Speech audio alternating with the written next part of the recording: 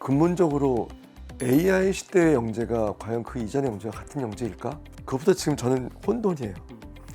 저는 달라질 수도 있을 것 같거든요. 특히 유아 시기 부모님들이 뭔가 남다르게 아이가 뭔가 똑똑한 것 같은데? 라고 하는 것으로 고민되는데 저는 그런 부모님들이 계시면 통상 우리나라뿐 아니라 세계적으로도 이제 영재하면 수학과학 영재들로 포커스가 많이 돼 있잖아요. 그리고 이제 뭐 좀 넓어지고 있긴 하지만 수학과학 중심이 되긴 하지만 요즘 또 뭐 인문적 역량이 함께 포함된 수학과학 영재 뭐 이렇게 하면서 확산되는 것 같아요. 이렇게 수학과학 이외의 영재들을 선발하고 키우는 이런 부분 현재 우리나라가 어느 정도이며 교수님 생각에는 어떻게 이게 확장돼야 되는 건지 뭐 그런 부분 말씀 주시면. 한 10년쯤 전인 것 같은데 국회의원들이 그 국정감사 같은 데서 교육부에 대해서 굉장히 막 비판하고 하면서 했던 얘기가 왜 우리나라 영재 이건 수학과학만 하냐 좀 다양하게 해라 라고 이렇게 막 지적을 하게 되면서 교육부에서 그때 과제를 발주한 적이 있어요. 영재 교육 분야를 어떻게 다양하게 운영할 것인가 해서 그때 제가 그 과제를 맡아서 했었거든요. 그래서 현재 우리가 어떻게 하고 있고 지금 현재 진단을 하면서 평가를 해보고 어떻게 더 다양화할 수 있는 여지가 있는지 연구를 해본 적이 있었는데 지금 분명한 수학과 비중이 큰 건 맞아요. 그럼 다른 분야는 없느냐? 없는 건 또 아니에요. 아시다시피 발명 영재도 하고 있고 또 뭐 인문도 하고 있고요. 일부 예술 분야도 하고 있고 정보과학도 지금 최근에 뭐 소프트웨어 AI 발전 좀 더 커지고 있고 따져보면 그런 분야의 비중이 수학과학이 좀 너무 크다라고 하는 얘기를 할 수 있는데 안 하고 있는 건 아니에요. 다양화라고 하는 것을 뭐 어떻게 반영할 수 있을까 많이 고민을 하게 되는데 예를 들어서 인문학 분야의 영직을 어떻게 할 거냐 수학과학처럼 이렇게 명확하게 프로그램이 체계적으로 운영되기 사실 쉽지 않거든요. 그래서 우리나라의 특징이긴 한데 분명히 수학과학에 초점이 맞춰져 있고 그 분야에 많은 비중을 차지하고 있는 건 맞는데 지금 시대가 많이 변해서 AI가 지금 큰 이슈가 돼버렸잖아요. 저는 이 AI라고 하는 게 대두되면서 수학과학이라고 하는 이 분야 특성이 가지고 있는 과한 비중의 문제가 자연스럽게 AI에 의해서 녹아버릴 것 같다는 생각이 들어요. 그전에도 융합을 강조했었는데 AI가 들어오면서 자연스럽게 융합 문제가 더 떠올라서 지금 사실 지역교육청 프로그램들 중에서도 수학과학이라는 그런 분야를 없애버리고 융합으로 가는 경우도 많이 생기거든요. 이 다양화 분야는 자연스럽게 해결되는 그런 시대가 오고 있지 않나? 저는 그렇게 생각하고 있습니다. 그러니까 융복 역량이 도리어 이제 한 영역만의 영재성보다는 미래지향적 역량, 네. 영재성이 되겠네요. 네. 그 저희 채널에 예전에 의대 간 김태형 작가라고 책을 낸 이제 김태형 작가하고 인터뷰했을 때 그 김태형 작가가 특목고 과고를 나와서 의대를 간 케이스인데 얘기한 게 뭐가 있냐면 과고를 올 때 오면 안 되고 와야 되는 기준이 수학과 과학 중에 최소 한 가지는 즐겨야 한다. 둘 중에 하나조차도 즐기지 못한 애는 적응 못한다고 그 얘기를 하더라고요. 그래서 막상 만들어져서 왔는데 두 개 중에 하나도 못 즐기면 즐기는 애들을 못 이기는 거예요. 그러니까 교수님 말한 대로 이제 옛날 선인들이 한 말, 즐기는 것을 이길 수 없다는 것처럼 즐기는 게 곧 영재성을 길러주는 방법인 것 같고 부모님들이 우리 아이들을 볼 때도 뭔가를 즐긴다 그러면 거기서 영재 교육의 포인트로 보고 아이를 지원해 주시는 것도 참 좋은 방법이라 생각이 듭니다. 그 지난 한국영재학회 이제 학술대회 때도 좀 언급이 됐었는데 에듀테크와 디지털 전환이 좀 중요한 화두였던 것 같아요. 뭐 생성형 AI를 이제는 뭐 모르는 분이 없고 전 세계적으로 안 쓰는 사람이 없을 정도로 너무 빠른 변화 속에 우리들에게 찾아왔는데 AI를 잘 쓰는 아이가 역시 이제 유리해질 것 같다는 추측을 해봅니다.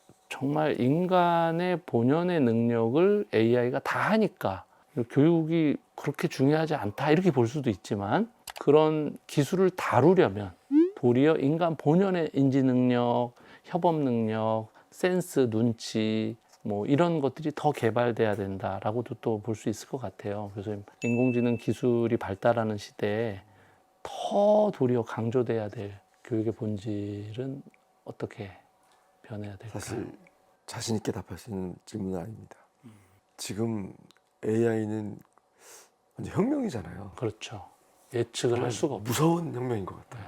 이 사회를 완전히 뒤바꿔 놓는 것 같은데 이 교육도 분명히 AI 시대가 되면서 지금 완전히 바뀌어야 되거든요. 영재교육도 마찬가지인 것 같아요. 근본적으로 AI 시대의 영재가 과연 그 이전의 영재가 같은 영재일까? 그것보다 지금 저는 혼돈이에요. 저는 달라질 수도 있을 것 같거든요. 사실은 영재는 시대적인 개념이에요. 그렇네요. 네, 시대적인 개념이에요. 그래서 그동안 20세기의 영재가 AI 시대 전까지는 뭐 거의 비슷하게 영재로 볼 수 있었던 것 같은데 2026년 현재 이제 보게 되면 AI가 대두되기 전과는 다른 사람이 영재가 아닐까라는 생각이 들어요.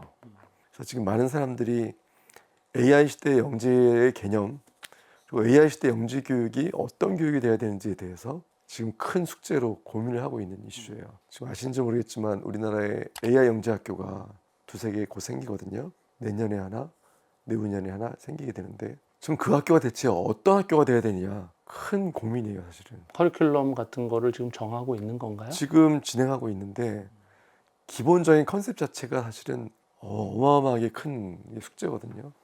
이 시대를 읽어야 되는데 그걸 하고 있는 분들 전 직접 관여하지 않습니다. 간접적으로 이제 보게 되면 이 숙제를 하는 분들이 얼마나 부담이 클까, 그리고 이게 얼마나 어려운 건가. 그래서 이걸 정말 잘해줘야 된다라고 하는 거죠. 그래서 안 그러면 AI 영재학교라고 학교는 만들었지만 이게 정말 뭐 하는 곳인지 모르겠다 막 이런 일이 벌어질 수 있기 때문에 이 AI 시대 영재교육의 이 어려운 숙제를 일단 처음으로 답안을 내줘야 되는 곳이 지금 AI 영재학교 내년에 이제 만들어지는 네, 얼마 안 남았는데. 개교라기보다는 내년에 이제 학교 선생님들이 뽑히고 선발을 해서 내후년에 이제 첫 시격이 되니까 지금 정말 코어페일이거든요. 지금 이때 우리가 어떤 답으로 학교를 운영할지 이게 아마 우리 영재교육 분야에서 아마 큰 숙제라고 생각이 드는데 전 답이 지금 없습니다. 저도 고민하고 있는 문제입니다. 네. 답이 없다는 거는 저희 채널에 한 번 더 출연하셔야 된다는.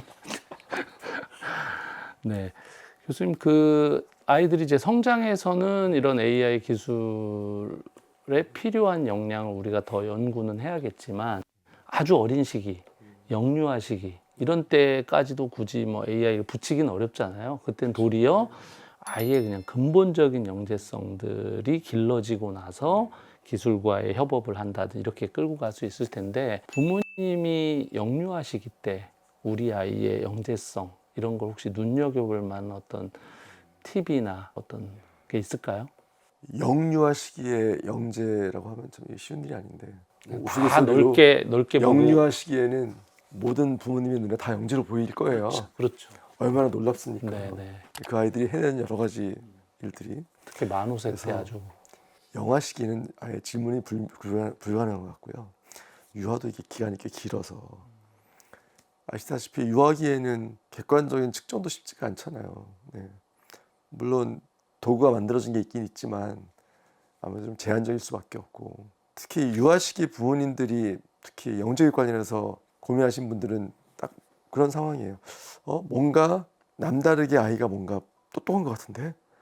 라고 하는 것으로 고민되는데 저는 그런 부모님들이 계시면 자주 얘기 듣게 되는데 너무 걱정하지 말아라. 지금 본인이 할 일이 그렇게 많지 않다. 학령기 될 때까지 기다리셔도 된다. 지금 뭐 유아기에 벌써 막 아이들에게 영재교육을 시키면서 막 이렇게 면 떨 필요 없고 그냥 보통의 학부모님들이 기대되는 일, 그 시기에 아이들에게 해줘야 될 일들 그냥 해주시면 된다라고 저는 얘기하거든요. 그래서 유아교육기관에서 그리고 관련된 여러 가지 뭐 사교육기관 포함해서요. 그런 교육기관에서 그 시기 아이들을 위해 준비한 것들이 많이 있거든요. 그런 것들에게 그 아이에게 잘 맞는 것을 찾아서 시키면 되는 거고 그 시기에는 유아교육 관련된 영재교육기관은 존재하지 않아요. 우리나라에. 네.